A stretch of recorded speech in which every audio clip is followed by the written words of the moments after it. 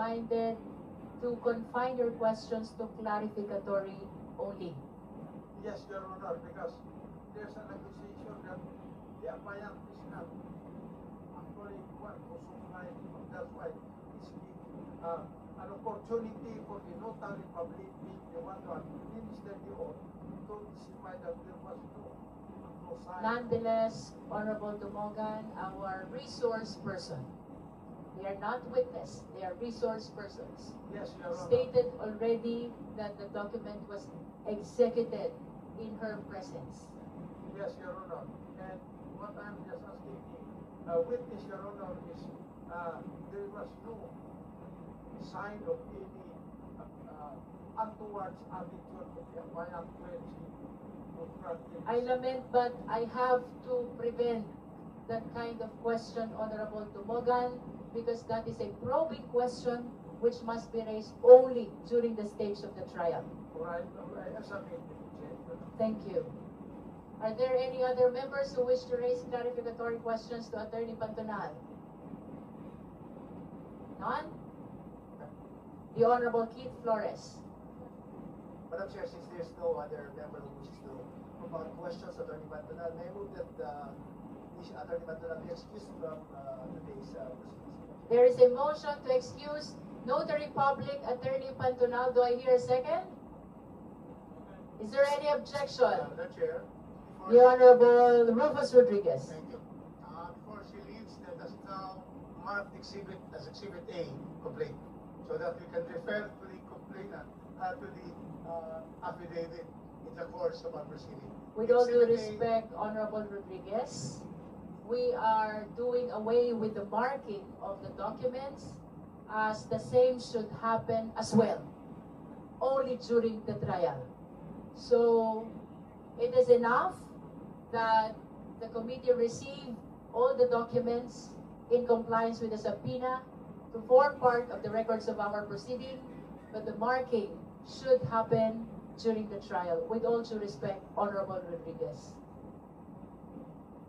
Thank you. I always agree with the chairperson.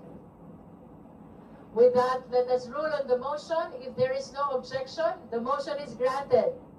Attorney Pantonal is excused from this proceeding. Maraming salamat po. Thank you, Madam Chair. Madam Chair. The Honorable Terry Ridon.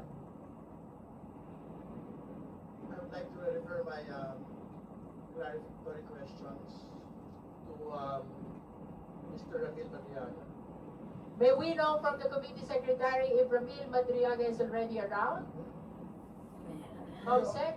Yes, Your Honor, Si Ramil Mr. Madriaga. Madriaga is within the premises of the people. He is within the premises. Under Okay, the so, custody of BJ and NBI okay. in the house. To give time to the Sergeant at Arms to bring Ramil Madriaga inside the People's Center before this committee, we are temporarily suspending the hearing.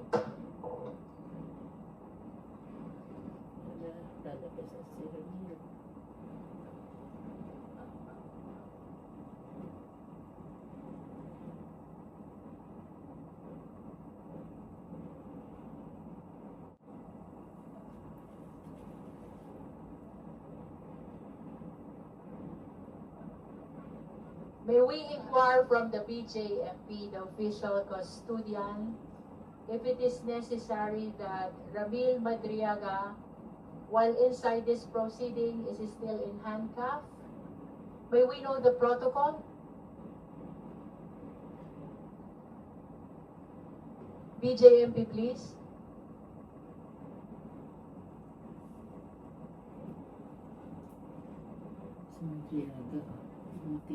Good morning, Your Honor. Good morning. Pwede po nating tanggalin ngayon. If your rule allows, please do so. Yes, Your Honor. Thank you.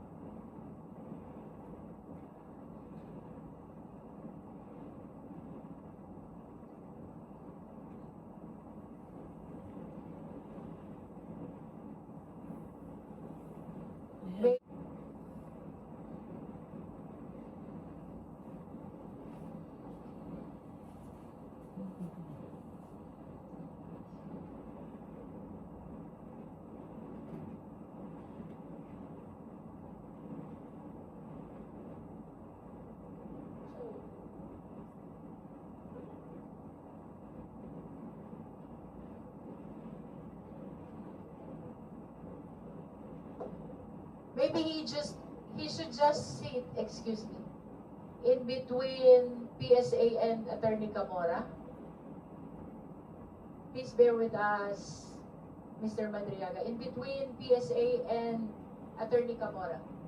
So he will be seated along with the other resource persons.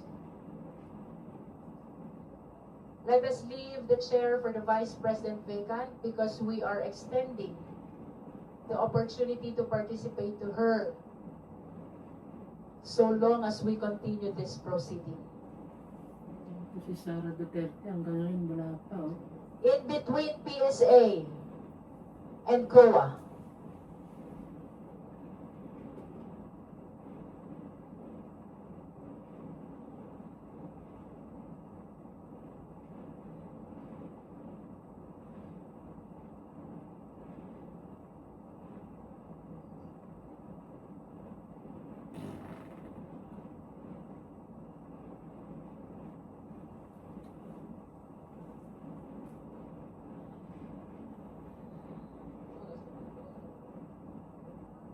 May we direct the COMSEC to administer the oath to Mr. Ramil Madriaga.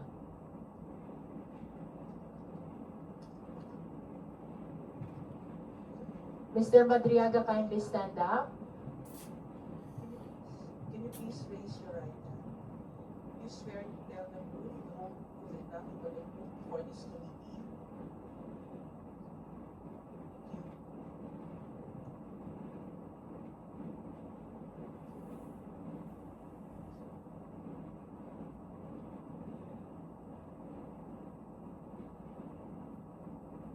With all due respect to the lawyer of Attorney of Ramil Madriaga, Attorney Palad, may we request that you just occupy the seat at the back of Ramil Madriaga. This is to be consistent with our rule that the participation of lawyer is limited only to giving advice to the resource persons or parties in this impeachment complaint.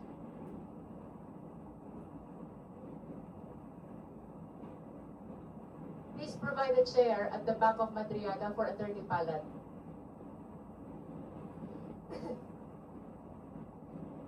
The oath has been administered to Ramil Madriaga. Now we recognize the Honorable Terry Ridon to continue with his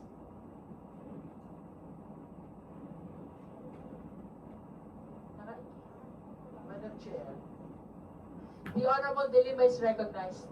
before the questioning of the Honorable Terry Limon, his representation wishes to make a disclosure. You may proceed, Honorable De Lima. Thank you, Madam Chair.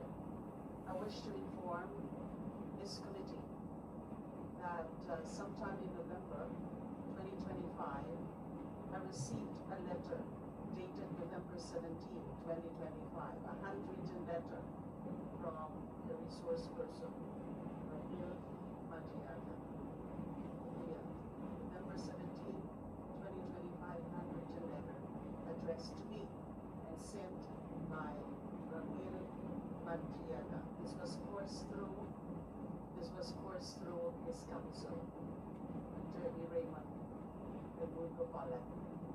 Now, when I received this, because the letter here says about his being unjustly accused and detained, and said that it is because he helped a group of farmers in Mariveles. Tinulungan daw po siyang grupo ng mga farmers ng Mariveles, ng mga biktima ng land grabbing. At tinuturo po niya si former spokesperson Harry Roque na nasa likod dito. At sabi niya, kahit yung una niyang kaso ng kidnapping, kasi dati na po siyang kinasuhan in 1997 ng kidnapping, ay na-convict siya sa child court pero na-acquit siya sa Supreme Court on appeal or on review. So nagpaghihingi po siya ng tulong sa akin dito sa sulat na ito, which is handwritten. Sinabi rin po sa akin ni Attorney Palad na nung time na yon, I think it was later part of November or a few days after November 17, I don't exactly remember the time or the exact day. ay meron daw pong gagawin o ginagawa na sworn affidavit si Mr. Madriaga tungkol sa mga nalalaman niya tungkol kay Bibi Sara and also sa pamilya ng Duterte. Of course, I was curious, but I told Attorney Palad na gusto ko na munang makita yung sworn affidavit na yan tungkol sa sinasabing marami siyang alam tungkol sa kay Bibi Sara at ng pamilya Duterte. So true enough, I received this, an affidavit, a copy of the affidavit. And I did realize that this affidavit which I received then is also an original copy. I just realized it a few days ago when I was reviewing this. I was given pala, binigyan ko pala ako ng original copy ng affidavit. This was executed November 29, 2025, the contents of which are exactly the same as those attached as Annex A ng Sabalia et al. And Cabrera complaint. And then, lumabas na rin po ito sa social media after November 27. So naging lalo po akong curious and interested. So I decided to go and see him. And it happened in December 8, 2025.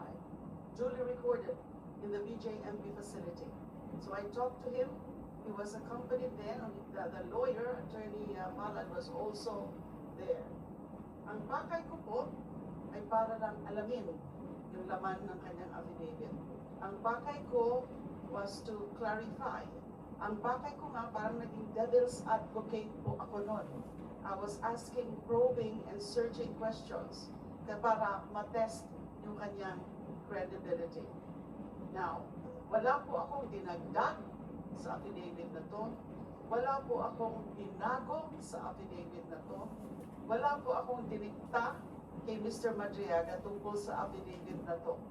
Ang ginawa ko lang po, noong December 8, tandang-tanda ko po kasi holiday po yan, Immaculate Conception.